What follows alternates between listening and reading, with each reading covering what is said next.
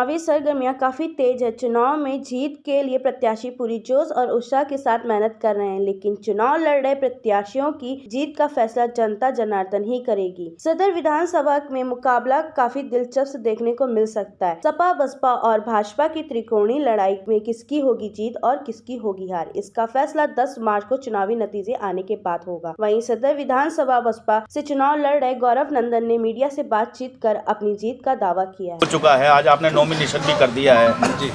अब शेड्यूल क्या है आपका?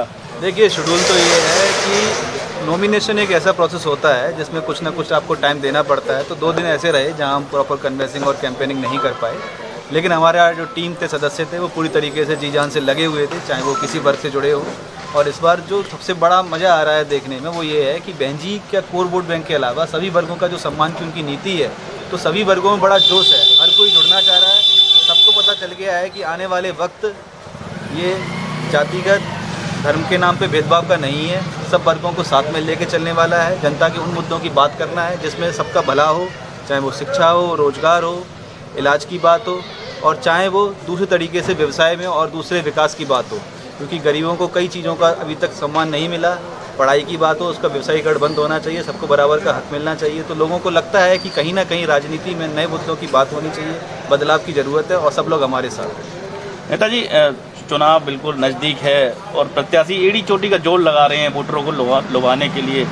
क्या ये चैलेंज कितना मजबूत मानते हैं अपने लिए? देखिए, चैलेंज मजबूत तब हुआ करता था जब प्रत्याशी सही नहीं हुआ करता था। अब प्रत्याशी सबसे ज़्यादा मजबूत आ गया है। जो एड़ी का जोर लगा रहे थे वो बहुत पहले से लगा चुके हैं। एड़ियाँ उनकी कमज़ोर हो गई हैं। अब उनके एड़ियों के बस की बात नहीं है कि वो कुछ मुद्दे की बात करें। जो उनके मुद्दे थे उन्होंने जनता ने देख लिया, उन्होंने क्या भला किया क्या नहीं किया, चाहे वो कोई पार्टी हो। पार्टी पे व्यक्तिगत टिप्पणी अभी इसलिए ठीक नहीं है क्योंकि जब जनता के पास है पॉजिटिव अप्रोच, और बसपा में वो निहित है वो सारी चीज़ें, चाहे वो सबड़ वर्ग की राजनीति हो, चाहे वो हमारे मुसलमान भाइयों का भले की बात हो, चाहे वो दलित भाइयों की बात हो, चाहे पिछड़े वर्ग की बात हो, तो एकमात्र भाईचारा जो पार्टी है वो बसपा है और सबके भले की बात है। तो उनकी एड़ियों का अब नहीं है। अब युवाओं की एड़ियों का जोर होना चाहिए, आपका जोर होना चाहिए। वो लोग आने चाहिए जिनके मन में सेवा भाव की भावना है, जो जनता से जुड़े हुए हों। उन नेताओं का नाम नहीं होना चाहिए जो वोट देते थे और राज वो करते थे। प्रजा का राज होना चाहिए, प्रजा का वोट जाता है। तो बस यही नीति के साथ हम लोग सबके साथ। आप कैंपेन कर रहे हैं, क्या लोगों का समर्थन मिल रहा है आपको? लोगों का तो पूरा समर्थन मिल रहा है, और सबसे बड़ी बात है कि जो हमारा पारिवारिक बेस रहा है मैनपुरी के क्षेत्र में, तो जो पिताजी भी हमारे समाज सेवा से जुड़े रहे, तो सबको सब मिला जुला जो हो रहा है यहाँ पर समर्थन, तो सारे वर्ग साथ में आ रहे हैं। और जीत तो हो ही रही है, लेकिन हमारा जो टारगेट रहेगा जीत के मार्जिन को बड़ा से बड़ा करने का, इतिहास लिखने का, जिससे फिर देश प्रदेश की राजनीति भी डिपेंड करेगी और सबका भला डिपेंड करेगा।